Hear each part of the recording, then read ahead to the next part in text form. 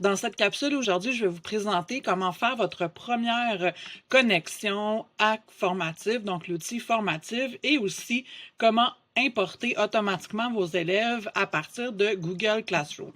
Donc, on suppose que c'est votre première connexion. Donc, on vient cliquer sur, je suis sur l'adresse formative.com et on clique sur Sign Up ici. Et vous êtes enseignant. Donc, c'est important là, de ne pas choisir élève parce que le compte ne peut revenir à la version enseignante. Donc, on clique sur enseignant ici et on va choisir la connexion avec Google. Donc, vous choisissez votre adresse cssdd.gouv.qc.ca et donc, vous cliquez sur continuer. Et là, on va pouvoir se connecter. Donc, vous voyez, moi, c'est pas ma première fois ici. Donc, je suis maintenant dans l'interface. J'ai mon compte qui est ici. Donc, on a les activités ici et on a les classes. Donc, c'est ici qu'on vient importer nos élèves.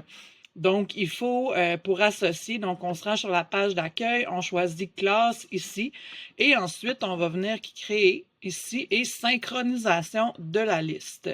Et on choisit synchroniser les listes avec Google Classroom, mais vous pouvez faire la même chose avec Microsoft Teams aussi. Donc, synchroniser avec Classroom, on vous demande de vous connecter à nouveau avec Google et maintenant, vous allez avoir accès à vos Google Classroom avec vos élèves. Donc, vous voyez ici, là, je clique sur celui que je souhaite importer. Et si c'est seulement des élèves, là, en fait, je peux les ajouter si j'ai des nouveaux élèves à ma classe. Donc, par exemple, je vais choisir préscolaire ici. Et là, j'ai 3 élèves ici et je clique tout simplement sur importer pour avoir ma classe. Donc, j'ai mes élèves qui sont là. Ceux qui sont synchronisés sont cochés.